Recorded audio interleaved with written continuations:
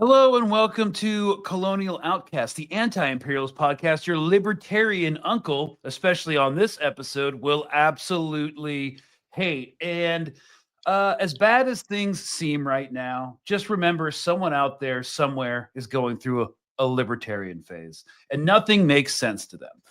Why are we going to war with Venezuela? Have we learned nothing from Iraq? Why do we need to saber rattle at Mexico, talk about invasion while the Atlas Network, a free market libertarian 501 organization with formal affiliations with right-wing Mexican billionaire Ricardo Salinas Pliego, funds and organizes literally a boomer-led color revolution protest against Claudia Sheinbaum's government under the guise of a Gen Z uprising? Why are we going to become engaged in military action, high visibility, or clandestine inside Nigeria? Is it really about saving Christians? Why did the UN just adopt Trump's 20-point Gaza peace plan, which enshrines perpetual colonial occupation? Why was a former al-Qaeda lieutenant in Iraq who killed U.S. troops in the 2000s just hosted in the White House last week, literally on Veterans Day?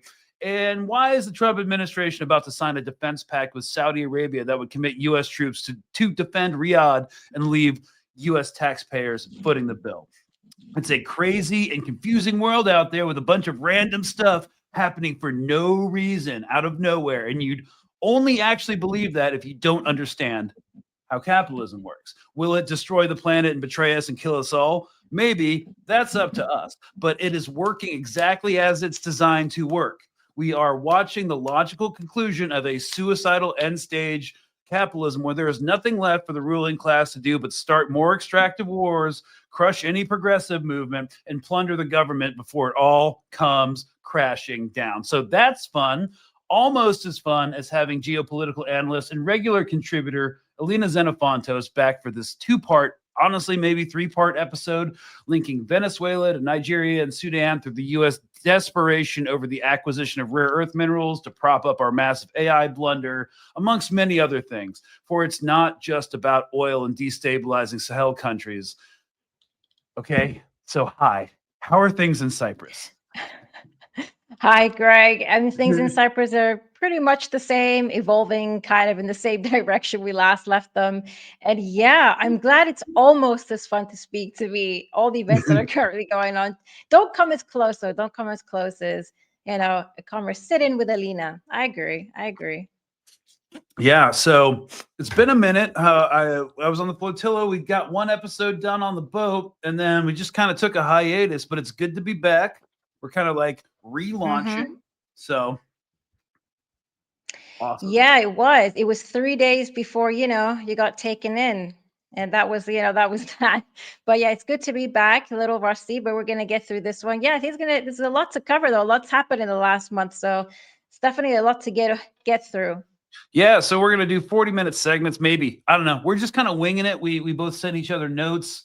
I have an intro like written up, and then we're just gonna let the dice fly high. So before we get into the episode, so much to cover. A couple of channel announcements. First, we're on Patreon, and for $5 a month, you can get access to 4 extra informal episodes a month. But if you're sick of getting nickeled and dimed, we're just glad you're here. And if you could like, share, subscribe, and leave us a review on Apple Podcasts, we would really appreciate it. We also just incorporated into RFE Media so that we are better shielded from potential lawsuits. Suck it, fascists. And we're about to launch a more fun offshoot podcast called Dungeons and Democracies, which is kind of like Colonial Outcast for the layperson, where like I will define terms more and we won't get so into the weeds with a heavy dash of nerddom. It's part of an effort to get liberals into better politics, and it's going to work probably if they stop being liberals. Anyways, another trial episode because I'm painting tabletop miniatures at the same time will be released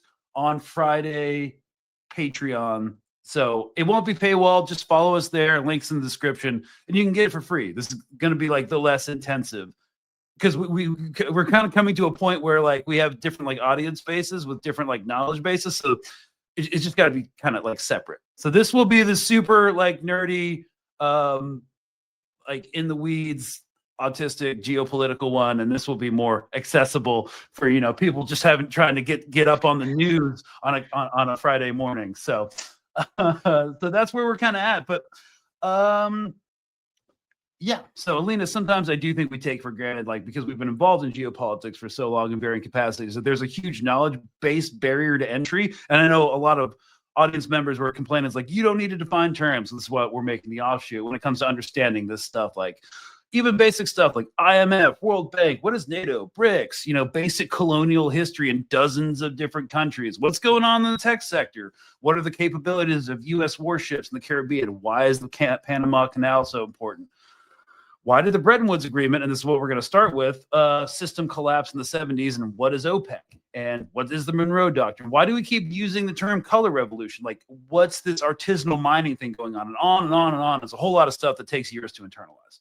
But we're going to take our time and do our best to explain what is going on in the most accessible way possible. The overview of this two-part series, I think, may be three-part, honestly, is structured thusly. So we're going to start off with kind of like the oil sector and a couple other things, like why it matters in terms of the control of global markets, pricing and such, how that attempt to weaken adversaries such as Russia, China, Iran, but also necessary for the American ruling class as it wants to keep cheap access to oil. Then we will talk about Venezuela in terms of proximity to the Panama Canal, BRI, and then the military angle, basically Russia's new security pact with Venezuela, what the actual like military situation is going there.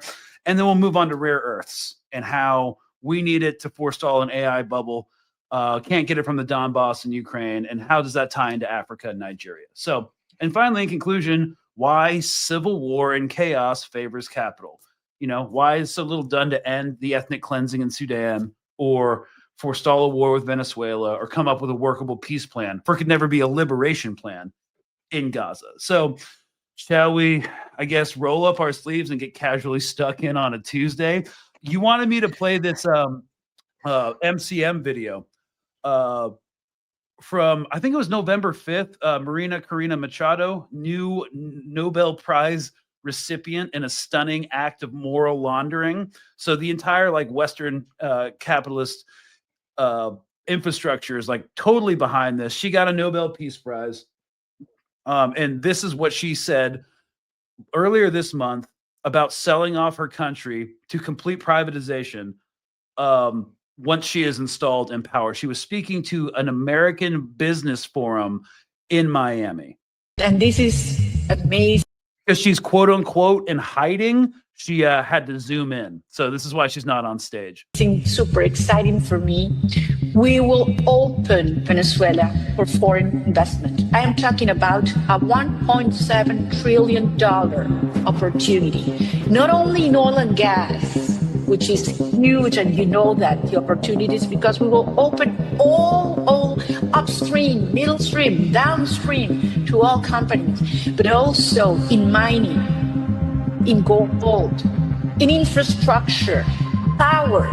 We have our grid right now has a 17 gigawatt opportunity of energy potential that needs to be rehabbed. Certainly for technology and AI and tourism. Venezuela has 2,800 kilometers of pristine Caribbean coastline ready to be developed. So this is going to be huge. We will bring rule of law. We will open markets. We will have security for foreign investment and a transparent, massive privatization program that is waiting for you. It's waiting for you. Okay, so what we just heard was the through line and the theme of this series, which I guess I would call Twilight of the American Empire Part 1. That's the through line. Like everything she just said is why we're involved in all these places and all these wars. Is that an incorrect statement? Yeah. No, it's actually 100% accurate. And interestingly, it was very fascinating to me how she was able to encapsulate that in such a pretty much very concise but to the point sort of way. So I mean, she discussed oil, proximity, energy, high tech, investment, real estate, tourism. She even brought the tourism aspect into all that, and just basically every sort of factor is going to play into the United States attempt to basically counter the capital accumulation crisis that it's facing, and all the avenues as well by which it's trying to, I guess, reassert its imperial dominance around the world, and all the mechanisms by which it's going to attempt to do so. So yeah, I think she pretty much nailed every single reason why all these events around the world, whether it's Venezuela, whether it's in Gaza, whether it's in Lebanon, Iran, Sudan, and also like these new recent threats that towards Nigeria, how they're all actually very much interconnected, and it's all related to the sort of global, mode of production of capitalism and its dominance, predominantly the U.S. capitalist infrastructure. And yeah, it was just put out there blatantly for everybody to see and understand what the motives are in Venezuela as well as in other places around the world. I know it was surprisingly concise. Kudos to her CIA handler. That was just like right in there. So, but like, it's not just her saying this, right? If you look behind me, I can't really see the map. Let me try to zoom in a little bit. There are 4 combatant commands, or like 5 combatant commands, that the U.S. military sections the globe off into. So today we're going to be talking about Southcom. When it comes to the genocide in Gaza, the war with Iran, that all falls under CENTCOM, which goes from Egypt all the way to India. At least Afghanistan. Okay, so that's CENTCOM. Now we're going to Southcom. Each combatant command is overseen by generally a 4-star general or admiral, and they have 3-year rotations. Okay, so Admiral Halsey is actually resigning this year, and it's thought to be under protest of the strikes and the coming engagement with Venezuela. So he's resigning 1 year into a 3-year command shift. Let's just to kind of back up what MCM just said to American business leaders. Let's look at Admiral the country's General Laura J. Richardson, who was replaced by Admiral Halsey last year. This was her in her position as Southcom commander in 2024, speaking to our favorite think tank, the Atlantic Council. Cuba, Venezuela, and Nicaragua with Russia relationships. Why this region matters with all of its rich resources and rare earth elements. You've got the lithium triangle, which is needed for technology today. 60% of the world's lithium is in the lithium triangle: Argentina, Bolivia, Chile. You just have the largest oil reserves, light sweet crude, discovered off of Guyana. I've never heard oil described as light and sweet. Over a year ago.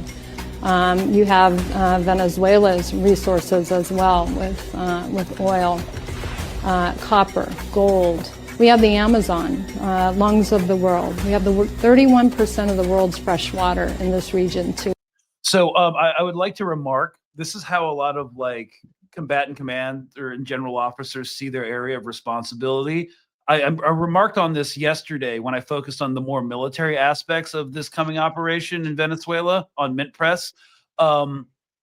She's using the term "we" as if we own it, as if it belongs to us, and this is thematic as we examine the Monroe Doctrine here in a bit. It's just off the charts. We have a lot to do. This region matters. It has a lot to do with national security, and we need to step up our game. National security. That's what we call shameless extraction and regime change wars. National security. So, I guess you're still shocked by just saying it out loud, like just like that. Me? Oh, you said this to me, but you know what? I've been constantly regurgitating the same point. I'm actually no longer shocked. And the reason I'm no longer shocked is fundamentally because the United States, in its economic sort of limitations, because it's reached this point of crisis that it's no longer able to sustain the economic structure that it's living under at the moment. It's become so increasingly desperate that they no longer have the need. There's no longer the need to engage in this, very bourgeois diplomatic etiquette. And I've said this before, in order to appease the public. And in fact, if anything, they are aggressively presenting what it is, what their agenda is, and why that's the case.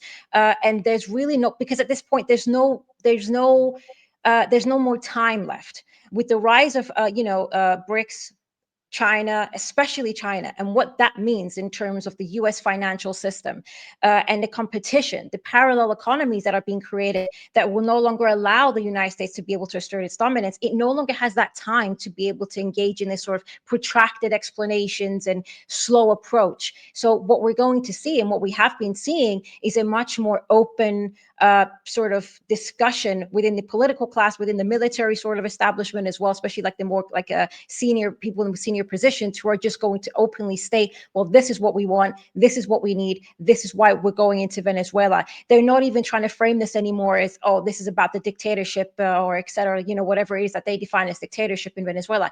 It's about oil, resources, tech, being able to make sure that we cut off China, being able to make sure that we outcompete China in the tech industry, and all the other factors that come along with it. So yeah, my opinion is, I would actually say I'm not surprised at all. This is desperation, and everything that they're doing is desperation, because even if you look at it logistically, which we can discuss a little later on, it's not even going to be something that is going to actually be in any way successful.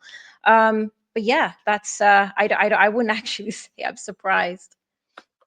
Yeah, I guess when the illusion, that we're actually fighting for democracy or carry at all, it's just too exhausting at this point. After 20 years of the global war on terror, it's just cumbersome at this point. Just get rid of it. I think it's not even that. It's sort of when you start looking at what Venezuela represents, and I guess like this could kind of be a leeway into getting into that, because what does Venezuela represent?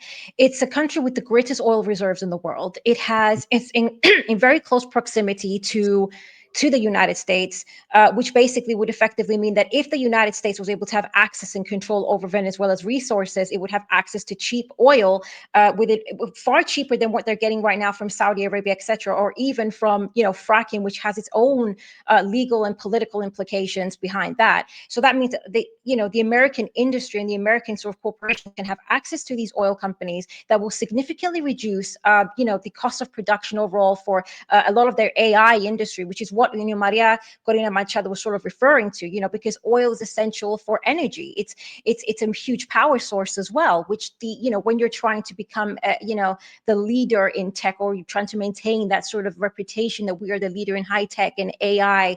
And there's also this understanding, and I think we just discussed that in private as well, that obviously he who accomplishes AI first and evolves more into that direction is going to be the power essentially that's going to dominate the next 100 years, etc. The next 100 years of I guess human history. Venezuela plays a key part in that. That's one of the reasons. I mean, the other reason is, again, Venezuela also is a country that its natural resources, its oil resources, it's a huge industry for these American oil companies, et cetera, to be able to invest in, to be able to come and start setting up all these sorts of infrastructures that have been decaying in Venezuela fundamentally because of years of sanctions and the economic crippling that it's caused for Venezuela. So that's another source of revenue that's going to take place. But also Venezuela's relationship with China. I mean, Venezuela's relationship with China is paramount. And I think, and Russia. But the reason I bring China up is because China actually also, I think earlier this year, it was in January, I think of this year, actually gave Venezuela the title of all-weather strategic partnership, which is a title and a status that is reserved for very, very special sorts of partners, and Venezuela now fits into that category. And the reason being, I mean, we've already since 2018, Venezuela is part of BRICS, the BRI. They're engaging in all these sort of deals, bilateral deals now with China. China is inside of Venezuela building, floating oil sort of fields, et cetera, building up the infrastructure, spending over $1 billion inside of Venezuela to build up that infrastructure in order to provide China with much needed energy as well and resources that it needs in order to obviously withhold its competitive edge against the United States. So you see, Venezuela is, I mean, these are just some of the things that Venezuela represents and why, it can't afford It can't afford, the United States cannot afford Venezuela to fall into the hands of China. It can't afford to lose access to this industry, the cheap oil that will allow, surplus value to be sort of really stretched out for the American companies that would obviously have access to that cheap oil. So again, it's desperation because of what Venezuela represents.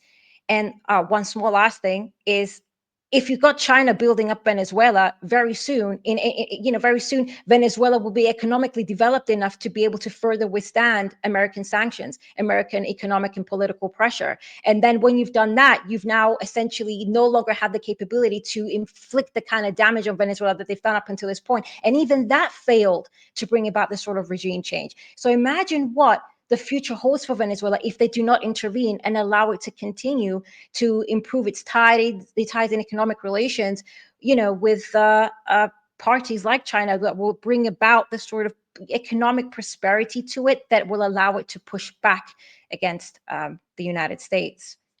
No, we're pretty much on a collision course. There's a lot of different reasons why we can't not do it at this point. Personally, I don't think we're going to cover this. I think this is not in the scope of our discussion here today, but I think even though Trump says he's not opposed to putting troops on the ground, like, what are 4,000 Marines going to do? Like, I think it's going to be a distant conflict, and they're probably going to go with the same Russia strategy, I think, that they went through at the beginning of the Ukraine war, where, they try to in place even more sanctions, ramp up strikes, and hope for a palace coup, because that's what they were hoping. There would be a palace coup in the Kremlin. Didn't work. And there's a rally around the flag thing that's also happening in Venezuela. Because, just look at what people are wise enough to know what happens, especially after Libya, what happens when the United States engages in an anti-authoritarian regime change operation. The Iranian people, rallied around the flag, even if they didn't like the government during the 12-day conflict with Israel, and after our Operation Midnight Hammer, where we struck like Fordo and all those nuclear strikes. It's just not working like it used to. So let's begin with oil, just in a general sense, and then we can talk about why it's so important. Another reason why it's really connected to AI, because we need to build these massive data centers so that OpenAI can meet its freaking $1.4 trillion in spending commitments. And one of their massive things is like they need more data centers. But like, where's the energy coming from? We're literally using like sometimes like fossil fuels, 19th century technology to fuel like the most 21st century like cutting edge things, because we will not do renewables because our economy is so petro. And let's talk about that. So basically, what we want to establish is, I know a lot of people are going to know about this, but the Bretton Woods Agreement, this kind of establishes this kind of global monetary system. So it was a 1944 international accord that established a new global economic system after World War II. If you look at pictures from the Bretton Woods conference, you got Churchill, you got everybody lining up for photos, creating the International Monetary Fund, the IMF, and World Bank to promote stability and cooperation. The system fixed exchange rates to the US dollar, which was itself convertible to gold at a fixed price of roughly $35 per ounce. This gold dollar standard aimed to prevent economic instability that contributed to the war, World War II, by stabilizing currencies and encouraging free trade. Okay, that's at least the neoliberal marketing of Bretton Woods. For out of it came the International Monetary Fund, created ostensibly to help countries manage their balance of payments and promote international monetary cooperation. And two, the World Bank, established to provide capital for post-war reconstruction and economic development. So many opportunities now for that in Gaza and Ukraine, but sounds benevolent on paper. But both these institutions assert U.S. unipolar hegemony across the globe and are used as debt traps to shackle countries, mostly in the global south, into neo-colonial debt bondage. Also, a fixed exchange rate system was born out of this. Other currencies were pegged to the US dollar, which was pegged to gold, creating a stable, predictable system for international trade. And sanctions. But the agreement officially ended when President Nixon suspended the dollar's convertibility to gold in 1971, and the system fully collapsed in 1973. And this was primarily due to the United States' inability to maintain the dollar's Convertibility, a problem exacerbated by rising international demand for dollars, a U.S. trade deficit, and financing the Vietnam War.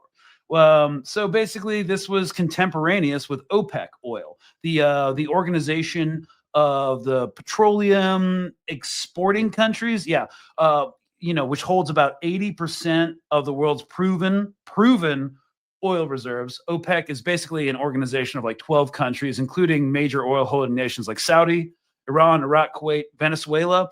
It started with them being quoted, all this OPEC oil being quoted in US dollars, commonly known as like petrodollars, right?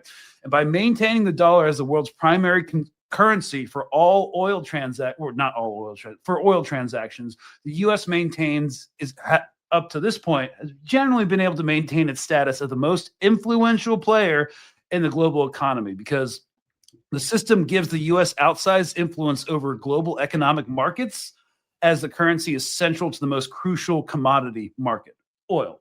So it gives us strategic power. The dollar's role in the petrodollar system reinforces the US dollar's global preeminence and strengthens its economic and military alliances with oil-producing nations. This is one of the reasons why we're actually countenancing right now, entering an actual military defense contract with freaking Saudi Arabia.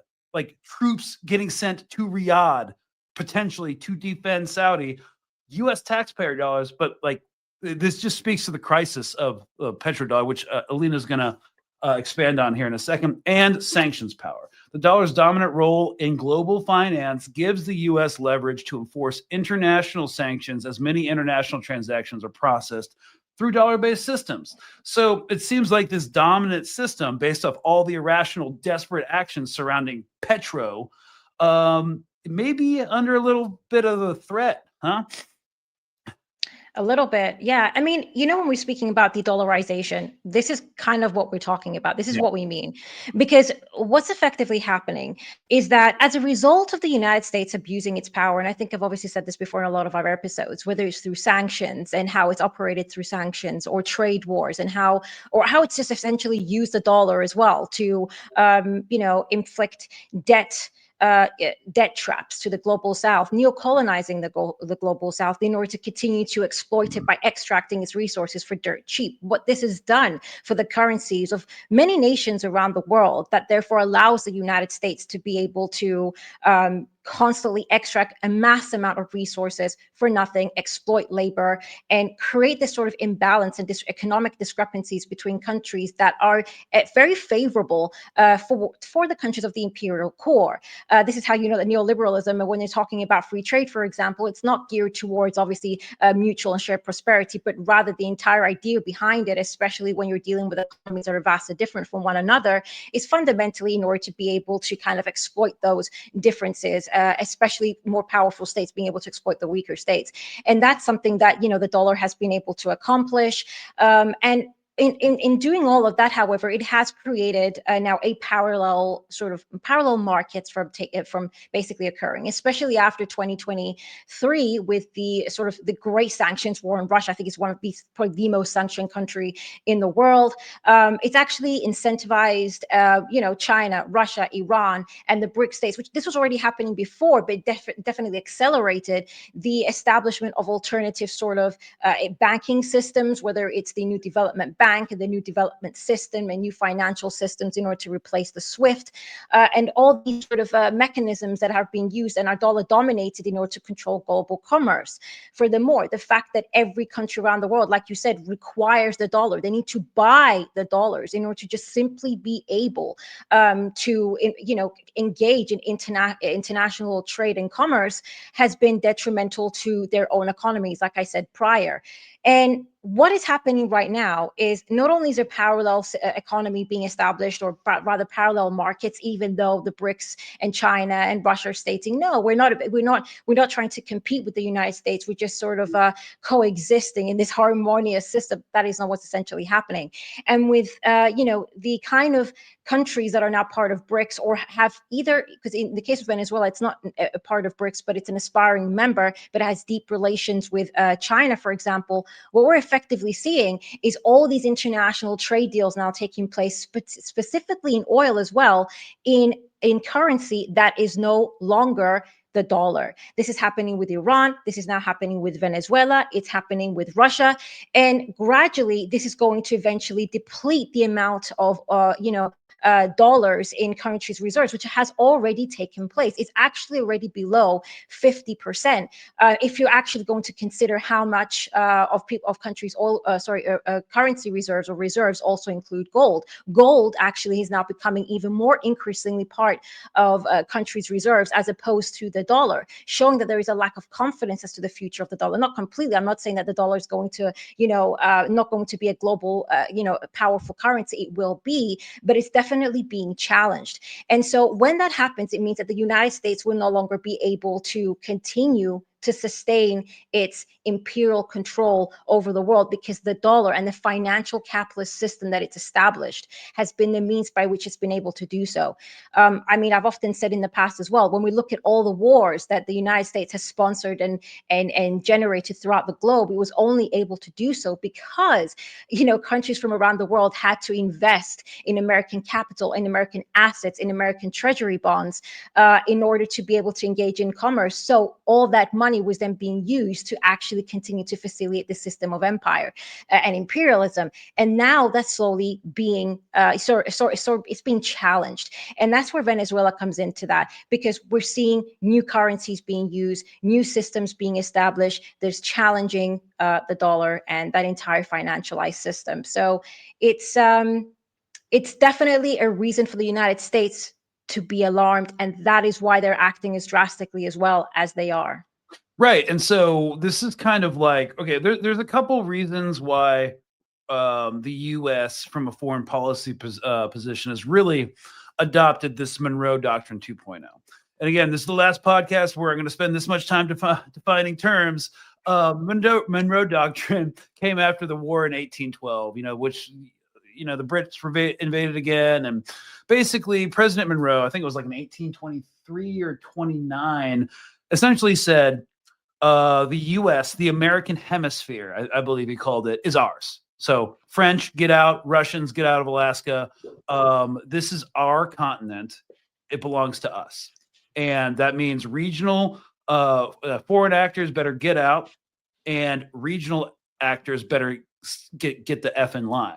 And if you don't, I've got my fun CIA chart of every intervention we've done, in Southcom. But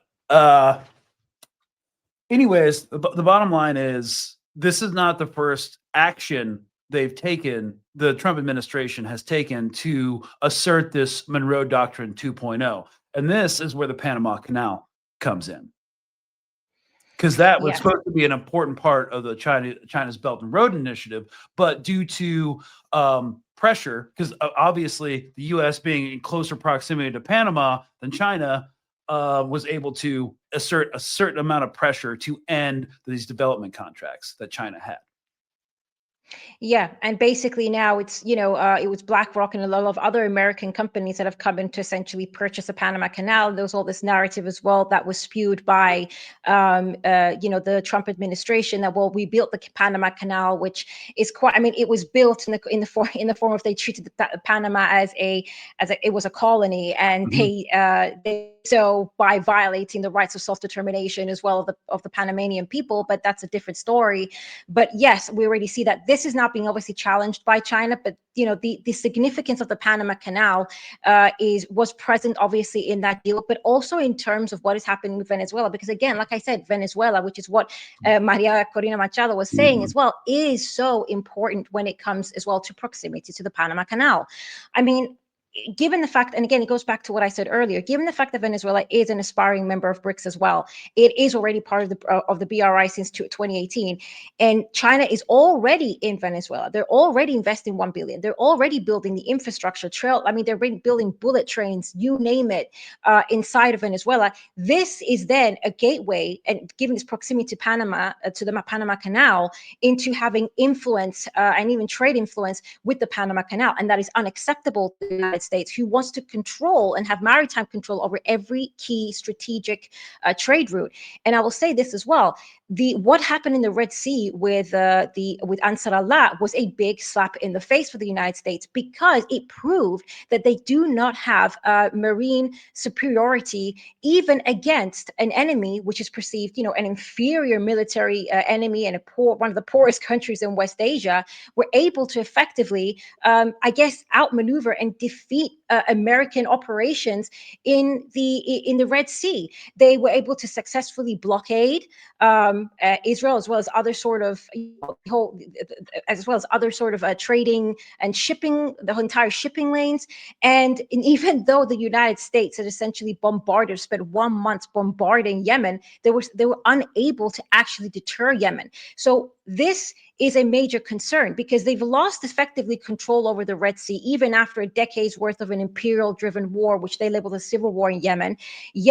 Or rather the Ansar Allah, was able to defeat the United States. And this set a dangerous sort of precedent that has alarmed the United States as to what this could mean for the Panama Canal if China and Russia, by the way, and this is what we mentioned earlier as well, I can just bring it up very briefly now, but like the military angle, because then you've got obviously Russia as well, who's entering into strategic military pacts with Venezuela, and they're concerned as to the fact that Venezuela is going to become the gateway into Latin America for China and its industrial and trade operations and aspirations for the BRI, its access to the Panama Canal for those trade reasons, but also its proximity to military bases in the United States, to Miami, etc.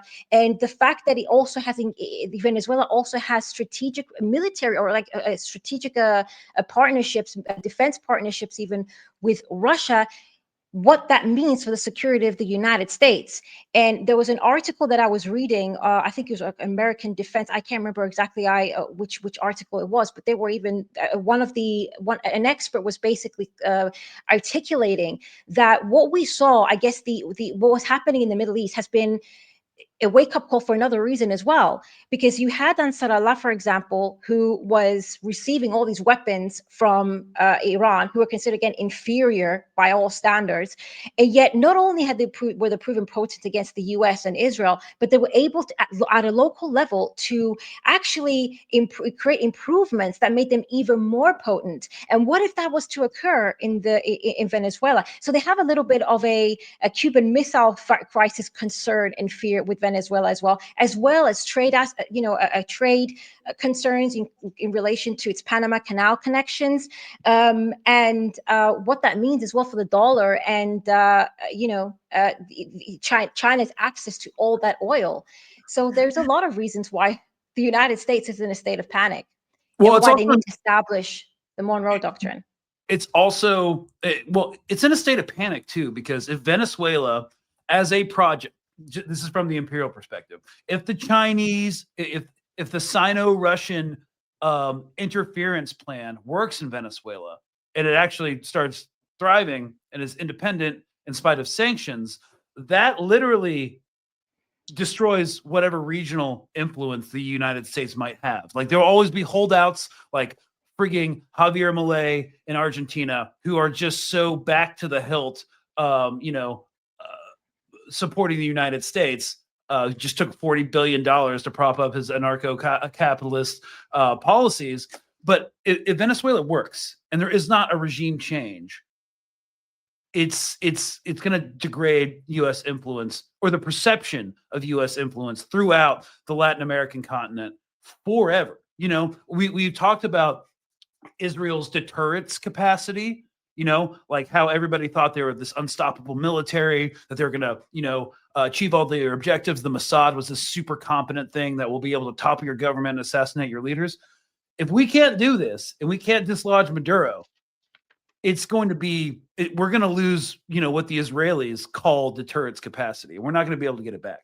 So it's not just, we can talk about resources and stuff, but it's also deeply, strategic from a psychological and information operations perspective. A lot of people in Latin America terrified of the U.S. government. They remember all this shit that we did. If this doesn't work, a lot of that fear is going to go away, just like it has with the IDF over the past 2 years. That's just how, because like we can't, just from a simple military perspective, what we can do now that the USS Gerald R. Ford is in the Caribbean. They have, just with that one aircraft carrier, a 4 squadrons of F-18 Super Hornets. We could absolutely, at least on the ground or in the air, delete Venezuelan's Air Force. All right. And then with naval guns, pound every base into rubble. Cool. What then? The U.S. has always been very good at defeating conventional militaries that are not near peer. So what? Iraqi army. So what? What strategic goals is that accomplishing? You know, I don't think an invasion is going to happen. A distance conflict might happen. You know, so like hundreds of thousands of people have, you know, signed up for, you know, the civil defense forces in Venezuela. They're going into a guerrilla footing, you know, because obviously all of their military assets will most likely be destroyed. But we can't fight guerrilla wars. We can't. We proved that in Vietnam. So what exactly is the plan here? Well, basically, we're stuck manufacturing consent. We're trying to, not really working. Not even people on the fucking neocon right really get it. This is being pushed heavily by ideologues, most of whom are Cuban Americans that were, you know, exiled or fled under Chavez, that live in Florida and Miami, that surround and completely permeate the Mar-a-Lago Trump administration. You know, ideologues like Marco Rubio, who's, you know, also, you know, Salazar, all of these people who actually, these Cuban American politicians who co-signed a letter recommending MCM for the Nobel Peace Prize because they need to establish the moral superiority to try to effectuate one of these regime change operations. And these people are just like the Iranian monarchists. I mean, I've spent a lot of time in Florida. They're just like the Iranian monarchists in the diaspora, who are also heavily Zionists. They're heavily interventionists. MCM actually called on Netanyahu to conduct a regime change operation 2 years ago. Like, in January 2024, I believe, to install her in power. That's all she wants. Can it happen? Yeah. No, I mean, absolutely not. What is the military plan here? Okay, like the asset allocation in the Caribbean, it has gone way beyond saber rattling. But like, what is the plan? Like, create chaos and hope they can exploit it at this point. Yeah. So I remember, so there's been a lot of information that's been coming. I know this goes a little bit outside of what we're discussing with regards to oil, but since we just covered it, I'll just say this. There was the approach that they're currently taking is, it's, first of all, it's a lot of political and also military kind of posturing. It's a form of intimidation in order to obviously intimidate the Venezuelan people in order to turn against their own leadership, which obviously hasn't happened. They've actually galvanized behind it, which, again, like you said, we saw that in Iran, and we've seen that in Yemen even. And this is actually to be expected, because what we needs to be understood as well, and I've said this before, is that the similarity, the underlying theme between Yemen, Iran, for example, and Venezuela, is that these countries are all anti-imperialist. It's sewed into the very fabric of their society. It doesn't matter what ideology, whether it's an Islamic state, whether it's a socialist or slash revolutionary state. It's really relevant, because at the very core of it, they're anti-imperialist. They do not want to obey the American order. They understand what it actually represents, and so at the end, whether they agree or do not agree, or even have maybe criticisms of Maduro, they will still galvanize behind their respective leadership. That's just the one angle. And the other aspect behind this as well is, and I want to be very absolute about this. The United States doesn't have the military capacity to do very much. And I think that was actually, again, clear with everything that happened in Yemen and Iran. I mean, they basically had gone through a vast amount of their Tomahawk missiles, among other,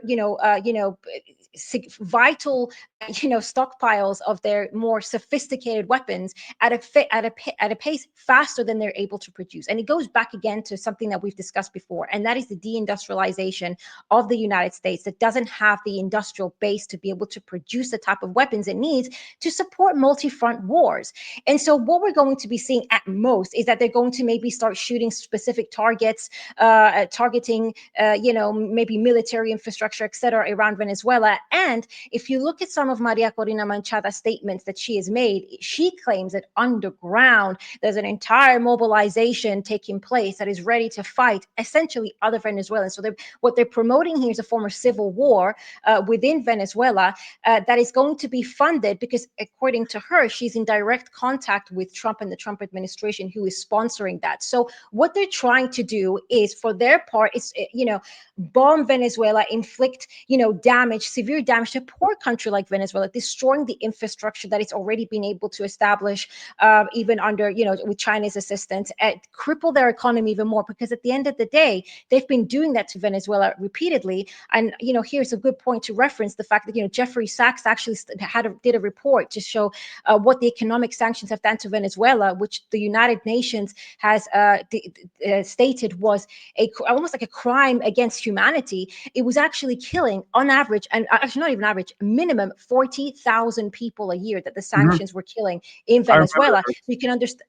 Yeah, so you can understand the dire state of the Venezuelan economy, or how it was. It's improving now, but this is the situation that Venezuela is in. What military sort of strikes inside Venezuela can mean for its economy, for its people, and then how they're planning to operate is through this underground operation. Now, how successful that will be, I don't think it will be a good deal very successful. And I think I was reading an article by CNN just the other day, and in that article, even experts were saying that the United States doesn't have a military capacity to for a long protracted war in Venezuela, because that's what you will need in order to succeed. And again, that's a what if, because even if they were to kill Maduro, there's such a strong ideology within the vast majority of Venezuelan people that there'll probably be another person that'll come into power that will continue the Bolivarian revolution. So the idea that they're even going to implement a puppet government in Venezuela through Maria Corina Machado is honestly very timely, very costly, and the United States does not have the time, the money, the political leverage, the industrial base to be able to do something like that, especially when considering that it's also currently funding, Israel and West Asia and Ukraine. So I don't know how they're planning on doing that, but they're desperate. What about our stockpile buildup in Taiwan? It's insane. Oh yeah. I want to point out, and we definitely want to get into deindustrialization and AI and stuff like this, because it ties into the whole Venezuelan oil thing as well. But first, I would just like to point out that what we're trying to do is use violence to create the conditions for an internalized conflict, a civil war, that we can prop up a side and install them into power. So the entire legal basis, this is basically a war crime called accusation in a mirror. We see the Israelis do it all the time. The entire legal argument for Donald Trump's strikes on boats in Venezuela is based off domestic law. So they're committing acts of terror because he's asserting that these cartels, the cartel of the sun, which Nicolas Maduro is apparently the head, which is absolute lie. Uh-huh. It's insane. You might not like Maduro, but to assert that is crazy. There's no evidence for it. Yeah, well, I mean, that's why it's crazy. But anyways, he's saying that these cartels are trying to are committing intentional acts of violence to destabilize the United States in order to create an internalized conflict and start a civil war. But that's actually what we're trying to do to them. Exactly. Yeah. And I actually think this is a very interesting point as well to reference here. Creating internal strife, civil wars within countries, and particularly Venezuela, will also benefit them in multiple ways, which I'm going to leave the rare earths and the gold for a bit later on. But So the objective would be, even if they don't actually achieve regime change, the very prospect of having a civil war will allow them to be able to infiltrate Venezuela, or be able, a lot of these, for example, cartels, to be able to extract oil and sell it within a state of war to the United States. We saw the same thing happening in Syria. We saw the same thing happening even in Yemen, for example, in terms of gold. We're seeing the same thing happen right now in Sudan. And this is another thing as well. Again, a civil war also prevents these countries from being able to have a unified state and a legitimate authority that will allow them to basically engage in international trade and relations with people, well, countries rather, such as China, such as Russia, such as BRICS, because it's a country in civil war, so you can't engage with them in terms of establishing bilateral trade relations, etc. So that's another reason why. Which government do you deal with? No one would Exactly. Exactly. So that's another gain that the United States, or can have in Venezuela if they were to succeed in inaugurating this long-term civil war in Venezuela. This would be the potential outcome: destruction of vital infrastructure, gangs inside Venezuela extracting valuable resources, whether it's in rare earths, etc., or oil, and selling it right next door to the United States for dead cheap. That gives them a massive surplus value in order to and that, what does that do? It also increases their assets prices as well for investors, etc. So it really helps keep up their entire financial economy, which is on the verge of collapse in many ways. Yeah, and this is not something that's just unique to Venezuela. The through line, the imperial playbook, is actually pretty simple, and it's pretty transparent. Once you actually see it in one place, you see it everywhere. If there's a civil war, there's already gangs selling rare earth minerals, getting them across the border in Colombia and other countries, and then through diversified supply chains, massive American corporations get their hands on it. We'll talk about in next episode about specialized disclosure reports and supply chains and stuff in Africa. But the same thing is happening right now with Rwandan proxies like M23 in the Congo. Just get the goods back over into Rwanda, and like Glencore can get their hands on it through diversified and complex supply chains, like artisanal mining, gang extraction. If you can't do it legally, and it's sometimes cheaper to not, that's what you go with. And so like internalized conflict will always yield that.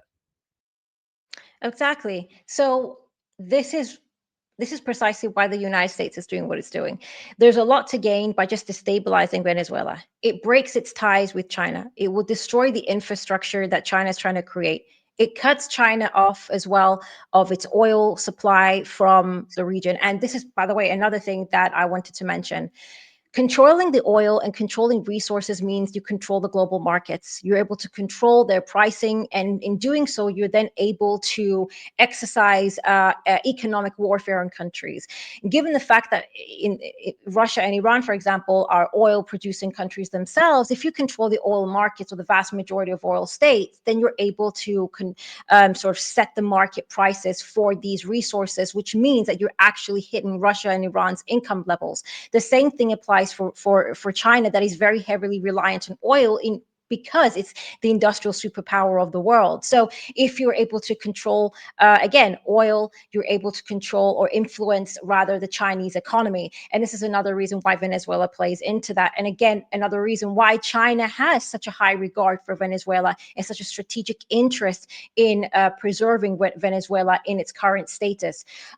So, these are just some of the reasons, as well as, of course, if they were to succeed and Maduro was overthrown, then you have this mass privatization of all of Venezuela. All these American companies, from real estate, financiers, oil companies, investment companies, will make their way into Venezuela and basically counter like I said before, the capital accumulation crisis that's occurring in the United States by finding another avenue to generate profits. And that's a lot. It's the same thing that they're doing in Gaza. It's exactly the same thing. Mass privatization of Gaza. They're going to come into Gaza and basically, oh yeah, the whole place is ruins now. Well, that's a massive investment opportunity for every sector, particularly like the fire sector, etc. So that Venezuela also represents that in the greater scheme of things. And so there's and obviously the threat to the dollar itself. So this is why Venezuela cannot continue as it is. And this is why they're doing everything they can. And they will not stop until Venezuela is, as it currently stands, is either overthrown, like the socialist Bolivarian state is completely destroyed, or there is some internal war with, a civil war that will generate a kind of political strife that will stop China's continued trade relations with Venezuela. It will basically break the BRI and all of that. And yeah, go on. Yeah, it'll lose its strategic foothold in South America and will not be able to present itself as an alternative to U.S. hegemony. But also, yeah, this comes back to oil, and this also comes back to the AI issue, because that is the next field of battle. Like Alex Karp, Palantir, Anduril Systems, all these people, all these they're capitalists, but I kind of like the term techno-feudalist with these guys, because that's how they see them with their dark enlightenment philosophy. But anyways, these guys kind of see this, and they're huge drivers, big tech in America in terms of U.S. foreign policy. They have lobby groups. It feeds into the oil industry, everything, the national security state. So what do we need? We need oil and rare earth minerals for this. So they're essential for components for a wide range of modern technologies, from consumer electronics to renewable energy, to advanced military equipment, which we are still hurting for right now. So they're, magnets and electronic vehicles, wind turbines, smartphones in the U.S. And this is the problem. This is something that pisses off a lot of frigging China hawks in the U.S. government and tech sector, is that the U.S. gets most of its rare earths from China. Though we have our own domestic mines, and we're trying to reduce this dependence, we don't really have the capacity to process it, even though we do have access to it. So in recent years, China has supplied about 80% to 90% of U.S. rare earth imports, making the U.S. heavily reliant on China, for processing capabilities. So we also have, we produce it ourselves, but we mostly have to send it to China to get processed, and then they send it back. Because again, deindustrialization's a bitch. So this dependence actually developed after the U.S. industry. We shifted to China in the mid 1980s due to basically higher environmental costs associated with domestic mining and lower production costs in China, because you got to pay American miners, American wages and stuff like that. We can talk about the tendency of the rate of profit to fall and all that jazz, and our inevitable fall into full-blown deindustrialization of finance capital. Since it's too expensive, y'all, and it takes too long to reindustrialize, we got to do regime change, install a right-wing comprador government who will allow us to pillage their country, exploit their people. And even though we still have access to maybe these rare earths, we're still going to have to send them to China to get it done. Exactly. The egg problem in the most hilarious way possible. Exactly. I mean, China, like you said, it produces around 60% of the world's rare earth minerals, and it refines around 91%. They effectively have a monopoly. They have a monopoly over this industry, and the United States somehow thinks, even if they were to, and they have, obviously, they've got the deal with Ukraine. They're trying to obviously put forward regime change in Venezuela now, because they also want access to Venezuela's rare earth minerals.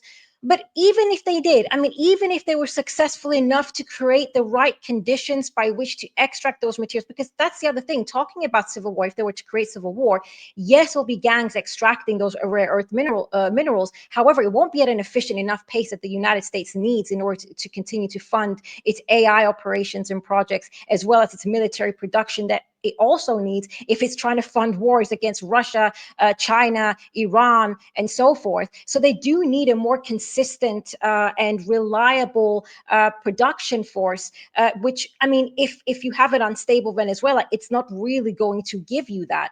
So, and that's the interesting part. But let's just say for a second they were successful and they were able to get into Venezuela, privatize it, with the 1.7 trillion investments that Maria Corina Machado was gloating about.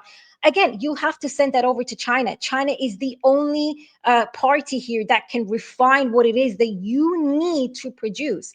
And and like you said, deindustrialization, the consequences of deindustrialization by exporting all your supply chains abroad in order to sustain your own profit margins at a point when, as I've said before, the rules of competition within capitalism cause, like you said, the tendency of rate of profit to fall, etc., and it causes an overproduction crisis that then leads to a capital accumulation crisis, meaning a lack of profitable investments.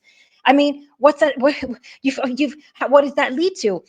China has spent decades perfecting this industry of refining rare earths. And this is the difference between the United States and China, that is a much more planned, centralized, state-controlled economy. They're able to plan their every move. It's about small incremental growths. They understood the importance of rare earth and why it's important to invest in that industry. And now they have a massive industry for refining rare earths at a point where it's most crucial in our history, because AI will be the future. It will be the founding aspect of the economy of the future. And they also have the expertise. You can't just bring that now back into the United States. They don't have the expertise. You don't have the skill set. You don't. It's a talent that Americans just don't have anymore. That's long gone. It's a time of the past. And you need decades to be able to catch up when China's already there and developing also in AI at a rapid pace. Right, So because this is sorry, not to interrupt, but it's kind of hilarious because this comes back to the fact that like most Americans, even like ones that want to reindustrialize, they think that just means like more factory jobs, like 1930s Ford factory, just like screwing in things. No, you need frigging like chemical engineers and like electricians, like everybody, like people who run the processors. I don't know I don't know the how it's done, because again, I'm not someone who could just go into a rare earth processing factory and just get a job. And the elites know this, but they won't freaking tell people. So let's give Squire Boy for Capitalism. Oh no. This is a good one. You're going to do this. You're going to do this. Because he's actually saying some correct things. Of course, missing the point completely, but yeah. There are, in fact, certain positions in the United States that require a level of expertise that may not be reachable in the numbers that are currently being churned out by American universities. That is a shortcoming of our educational system, and it is a problem. And so you can say we should... Which we've routinely attacked and degraded and defunded, by the way. Up our game, education. I agree. We should absolutely up our game educationally. But in the meantime, if you do not bring in the labor supply, particularly to tech will go find the labor supply. And so what you will end up with is an office that was employing 30 Americans and 3 H-1B visa people. If the costs grow too high, simply moving to another country where they hire 30 Indians and 0 Americans. Right? This is the problem with the reason companies offshore is not because it's easy or fun to simply move your company somewhere else. It's because the labor cost becomes so prohibitive in the United States that companies move away. And you can try to tariff them back, but all that does is artificially raise the price on Americans. Again, we're talking about affordability. There are trade-offs in economics. Autarky comes with the fun feeling that everybody in America is making American product. It comes with the very large downside that your products are economically inefficient, they don't work as well, and you're not globally competitive. Like when I hear stuff like that, I just want to bang my head against the wall. So close, yet so far. So far. It's the best way. It's the best way to describe what Ben Shapiro like. He's actually there and yet completely far away. Like he can't seem to get. I don't. It's just like taking the wrong turn at the last second. I don't know. But yeah, I mean that's the crisis that we're in. Because like even if we did have the talent, because implicit in what it's saying, even if we did have the talent, we did have the education system, we would still have to pay American engineers more than we would pay Chinese engineers who do the same thing in processing those rare earths. And this causes a capital accumulation crisis, which is why I keep telling people the state of the United States. This is why there's no profit. Like in the if they were to really truthfully, put all the money back into the United States, it wouldn't be profitable for them. And this is what happens when you're, within capitalism, when your economy is completely profit driven, and as opposed to obviously looking at socializing, production value. But it's this is the state of the United States. It's and its economic conditions at the moment, and why, like you said, going back to Venezuela, this is why they're looking to, get into Venezuela, take its resources, take its oil, but also, take its rare earth minerals, which, like I said, it faces its own other obstacles. In the same way with Ukraine, I mean, they have their own rare earth minerals, but Russia basically has 70% of that, and even in the areas that are still controlled by Ukraine, they don't have any of that infrastructure. To put that infrastructure in place, you actually do need the war to come to some degree of an end, or else it won't really be, again, in an efficient sort of way. And then the same thing with the same thing sort of happening anyway in Sudan, etc. And I mean, at the end of the day, it's China who's the only power that can even refine these rare earth minerals that they need in order to continue the AI race, which is also a non-profitable industry, by the way. And let's definitely talk about that, because that plays into Venezuela as well. Why we need oil, again, like data centers, because we're not investing in like clean energy or renewables. They're fossil fuel driven, a lot of these, and they take as much power as a freaking small city, right? So I just kind of want to talk about this at the most basic level. So, open AI, let's just take that. Sam Altman, open AI, chat GPT, integrating into the US defense establishment with, defense contracts to run military databases, whatnot. This thing, hang on, I think I have some numbers here. It's a pretty overvalued company, right? There's so much hype due to its massive operational costs, which are growing faster than its revenue. I mean, to put it mildly, an evaluation that is being compared to a tech bubble, because, friggin' this company's $500 billion valuation is based on future potential, but its currently profitability is hindered by the immense and growing cost of computing power infrastructure needed for AI development. So what they're calling open AI compute is basically this. It refers to this company, the company's massive infrastructure, massive amounts of computing power needed to develop and run advanced AI models, right? Which involves a combination of in-house hardware, rare earths, cloud services from partners like Microsoft, Amazon, and a strategic build out of new data centers, which is also a real estate scam too in and of itself, but that's way beyond the scope of this one.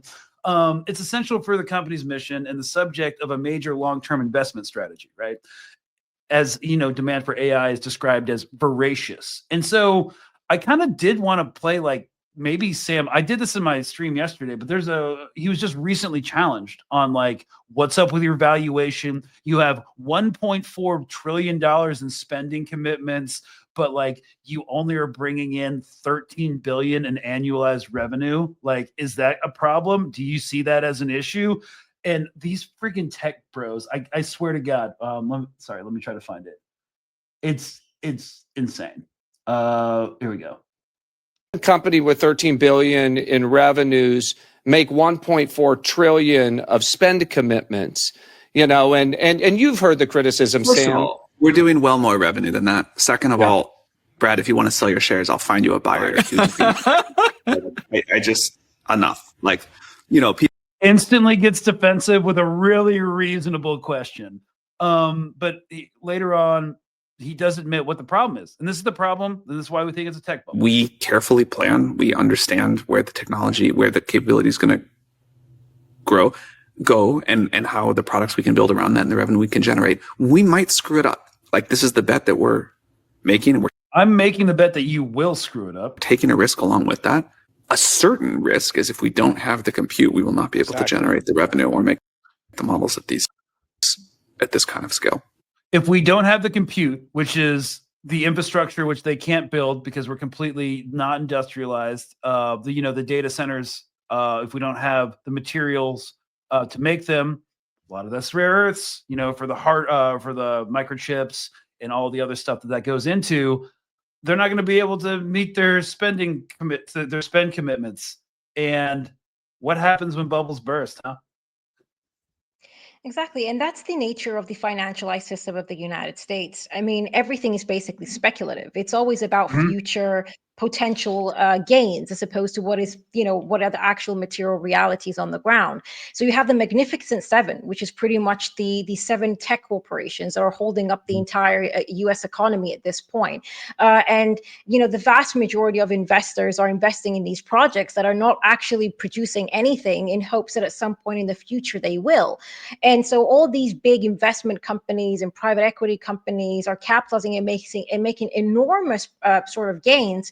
And in the meantime, again, like I said, this is a bubble that when it collapses and when it fails, it's going to erupt. And so that's going to generate a massive economic crisis, not just in the US, but it's going to throughout the entire world. It's going to affect every country because it's the world's financial hub, because of the dollarization of the world, which is only going to rapidly turn people against the use of the dollar and going to break away from the United States because of its vulnerability. And again, going back to like Venezuela and everything, and it's and why it's so important. I mean, China is its greatest competitor. If China is able to achieve technological developments that far outbeat that of the United States in the Magnificent Seven, we already saw what DeepSeek did when it came through earlier this year, I think it was. You can imagine what that stock market bubble of all these tech companies and the Magnificent Seven, which is holding the U.S. economy together, will erupt. And this is another reason why they're trying to deter China. This is another reason why they've also sanctioned chips, nano chips, from being sent to China, because they're trying to prevent China from basically destroying the myth of the U.S. financial system and its powerful sort of strive and successes in AI, which is nothing more than a mendacious diagesis that has become the basis for these massive speculation bubbles that have been driving the entire U.S. economy. What's so insane is there's a lot of studies that came out, and it's like approximately 92% of GDP growth in the first half of 2025 is just AI. It's speculative AI. And, without AI related spending, the US economy would have grown by only 0.1%.